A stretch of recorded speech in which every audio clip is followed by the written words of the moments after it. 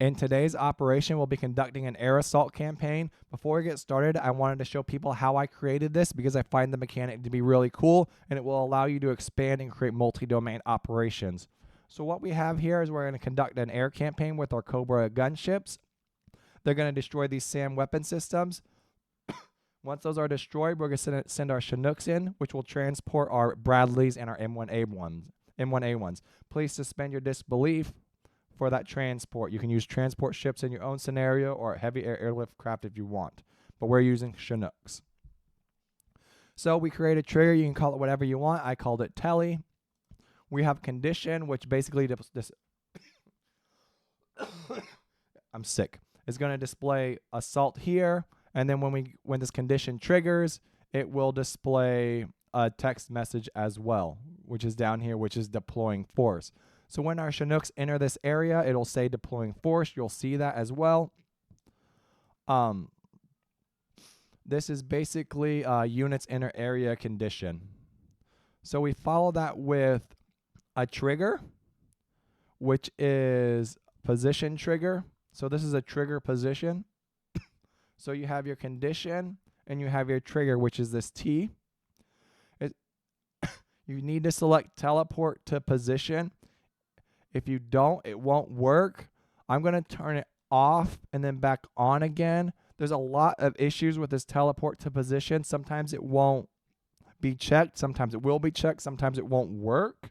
So a lot of the frustration with the teleport to position really revolves around this checkbox. Here's the actions that I have set up.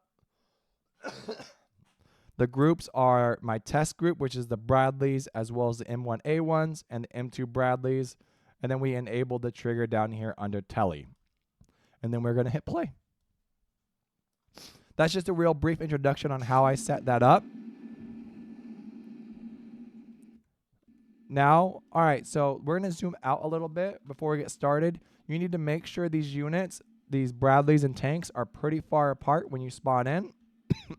Or when you set them up. So there's our Bradleys, there's our other Bradley, and here's our two tanks. It looks like they're on the move for some reason. So we're going to stop them by just telling them not to move. Yeah, they're moving forward just a few feet. So we're going to give them that. So the next thing we need to do is identify our CH-46s, or our Cobras, I mean. Our Cobras are going to move into position to engage these SAM sites. We can already see them. But if we click on our Cobras down here, we'll see that their engage range with the anti-tank weapon system, or the AGMs, is pretty far off.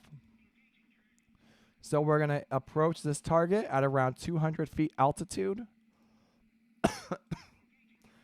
The reason why we do that is because we are flying below their radar range, their radar coverage, and their weapon systems can't really engage us. So they could probably see us, but their SAM weapon systems can't hit us because the height, because the minimum height is 342 meters. I'm sorry, guys. I'm so sick. As we move forward, we are going to take a look. So here's the weapon system we'll be engaging. Once we engage them with our AH-41 Cobras, we will move our CH-46s into position, and once in position, it should teleport the rest of our mission into position as well. So once that missile shows up, these are wire guided, if I remember correctly. Looks like one already blew up, or they're attempting to shoot us. So they are attempting to hit us, but they can't hit us at their altitude. Actually, they did. All right. Oh, I didn't go over. So all the SAMs are destroyed. Deploy the ground force. Oh, there's one missile.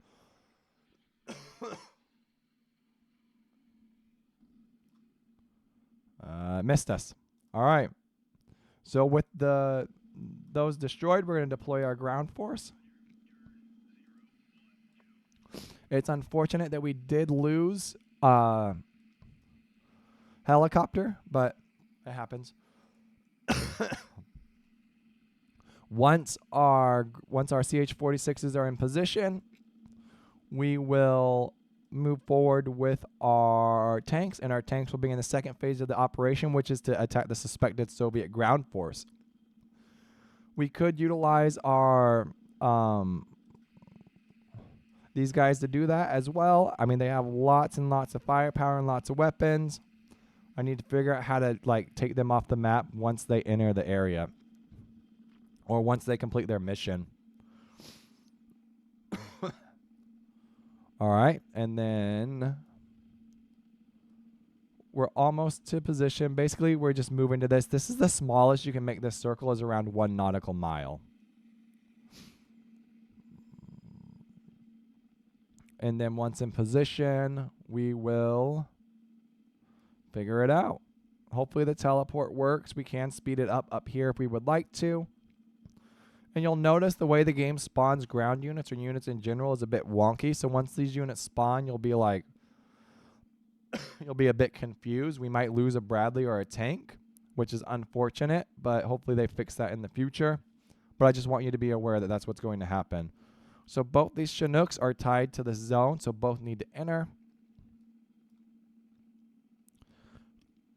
All right, deploying force. All right, and so now that our force that was over here is now up here. And yep, that's about what I expected. So we got to get them moving. They're trying to separate, which is unfortunate, but oh, they're going to need a lot of fire support. They're already under artillery fire. Let's see if we can kind of split these guys up. Yeah.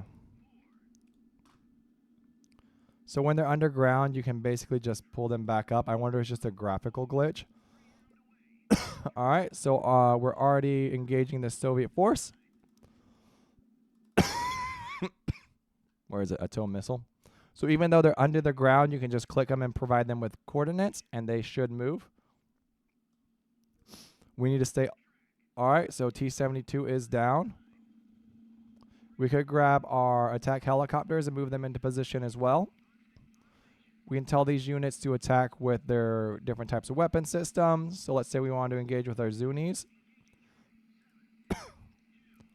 Or a 20 millimeter cannon.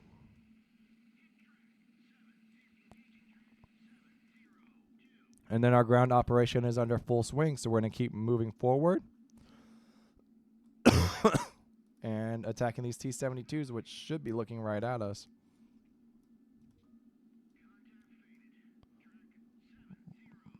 All right, our AH-1s are moving into position. So we can grab this unit as well. We get. All right, they're still under artillery fire over there. All right, we lost 1 Bradley. Mostly due to artillery, right?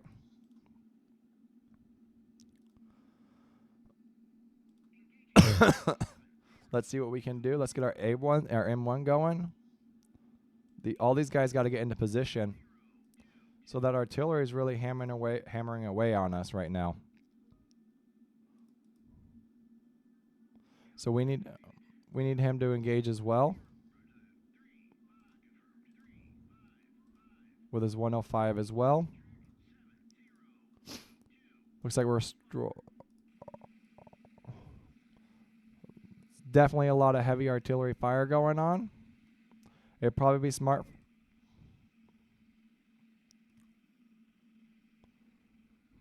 to actually maybe shut down this artillery. We got to be careful with how many orders we issue to these guys because they will get confused. This guy, for some reason, is really confused. All right, missiles out. I believe that's going for the artillery in the back. Yep. Artillery is actually super accurate. This guy's going to engage with his Zuni rockets. Let's see if... Looks like we got some fighting going on right here. Oh, another Greyhound missile. Looks like going to destroy that T-72. Easy. These guys aren't scripted, so please forgive me. Let's see if we can get this tank to destroy this guy over here. Looks like he's attempting to. I'm not sure how much he should be. So that T-72 is moving us. So we got a bit of a tank battle going on. Ooh, looks like we're just fighting it out. I'm not sure if it's armor or how these are modeled.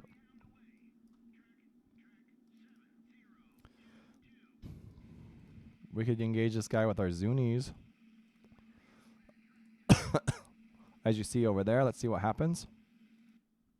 Someone sent a rocket into him. All right, and that is the end of the mission. You won. So that's start to finish, how we scripted everything, and a fun little combined arms campaign. So you have how we took a force from one area of the map, moved it to a completely new area, and then began the second phase of our operation.